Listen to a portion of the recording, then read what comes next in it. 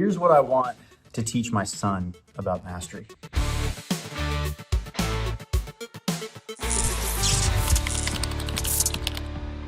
What's up, family? So something I've been thinking about a lot lately as my child is not a child anymore. Graduated from high school and now he's out in the world doing his thing. He's trying to find his way and hitting road bumps, and I'm out on my own, on doing my own thing too, hitting road bumps. And I think we all hit road bumps constantly, and that's kind of just life, right? Nobody really knows what they're doing until they know, right? I had a friend that used to say, we don't know what we don't know until we know it. And I think it was, kind of talking about how like common sense is stupid because common sense is only common to those who know common things, right? And you don't know what you don't know until you know it. But yeah, my son's having a good time. Like, I can't stress enough how just proud I am to have this dude grinding, like work ethic to the max, trying to do his thing, trying to figure out his way in the world. And all along, life's expensive, and there's decisions where I'm just like, I might not have made that decision. I might have made a different decision. But when I was 20 years old, I made a lot of stupid decisions. And I look back at my life and I'm like, holy crap, man, if I would have done this differently or done this differently. But I had to do those things to learn the lessons, right? So it's absolutely normal. It's acceptable for people to figure it out as you go. And sometimes you got to hit every like a bumper to keep the car straight down the road. So anyways, what I wanted to talk a little bit about was this idea of mastery. So when I look at somebody who's a master electrician, right? Master electrician doesn't actually mean anything. It just means that you want to take on the liability to run a company. You're really just a journeyman who's allowing themselves to be a little bit more risky and perhaps wanting to trade a cush job for something else. It's really, really tough being a business owner. But the idea of mastery has always fascinated me. And I think when someone lives their life in the pursuit of something, trying to be very, very good at something that they love, the idea of living a life of mastery is going to gain you so much in life outside of just this one thing. There's a certain pattern to people that are pursuing mastery. And at times it can be like a self-absorbed path through the woods where you don't look up and nobody else is in your bubble and you're just in this self-bubble. It absolutely can. And I'm an only child, so like for me, like it's much more of that, I think. But the idea of trying to master something is a full absorption into a thing. It's setting a certain standard, putting a certain amount of legs under a table so that table is stable, and that table becomes what you're trying to do and what you want in life, your happiness, everything's wrapped around that. So my challenge for any of you guys that are out there right now, if you're kind of just living your life and things are coming and going, you're not really like putting any effort into becoming anything or learning anything or trying to attach certain like traits to yourself or unique sets of values for yourself, what are you doing, right? What are you doing with your life? We only get one life, as far as we know. Who knows? This might all be a simulation. Seems like it's electrically motivated, electrically stable. This could all just be a simulation. But if it is true that we only get one life here, what are you doing with that life? Like, are you happy with your life? First and foremost, that's a good question. If you're happy with your life and you like, going home and playing with your kids and being with your wife and like you like the job that you do, bro, I think you've won life. For some people, it's a little bit harder. Like me, I'm very goal oriented. I'm very like, I want to do this thing and get here. So I've got to like trudge through all of this stuff to like attain this thing. But it also means that through the process, I'm not just happy all the time. I'm probably unhappy a lot in that a lot of the things I want to do are not yet done. They haven't arrived.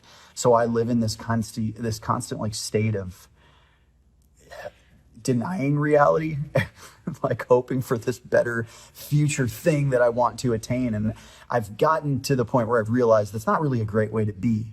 And I think a true master is somebody that is in the moment with their thing and enjoying themselves while being in that moment. And then in every moment of your life, you are enjoying everything because you're doing the thing you love. And I think that's really what this conversation's about, is figuring out in life, what is the thing that you love? What do you like doing? If you're doing stuff that you don't like doing, stop doing it. You only get one life, right? Time is the one currency that we can't just like get a withdrawal from someone to like gain more time. We're losing time. The seconds of our life are just ticking away. And so if you're at all unhappy with where you are in life, it's on you to change it. And I know that there are some people with some crazy situations, crazy lives that are struggling and suffering in a way that I have no clue about. And I know that there's some situations people cannot get themselves out of. So I'm not trying to be insensitive to that. But for the majority of the rest of the world, it's just a choice. And I think a lot of people get stuck in not actually making choices. They are in a situation, they think they have to be in the situation, they've already got momentum with the situation, and it's just hopeless to do anything different about it. So I think the biggest thing to improve people's lives is to be intentional with your time. It changes how you look at everything. So like if I'm being intentional with my time and realize I'm going to die someday, it makes me think about how I'm going to act with people. What kind of people am I going to let in my inner circle? There's certain people out there in the world that I don't want to work with. I don't want to be around. There's like this super negative energy, and I can pick up on that. I guess I'm like a feeler of people's energy. I don't know. But I like know right away what your intentions are. And I know based on community opinion if you're like a decent person or not. I'm just able to pick that out. So like I have a very small friend group. I keep close friends around me that are deep and meaningful. I don't care about talking about Dallas Cowboys or football or the weather. I just don't care, right? So like, I'm not a big like social environment kind of person. I like my alone time. So here's another thing.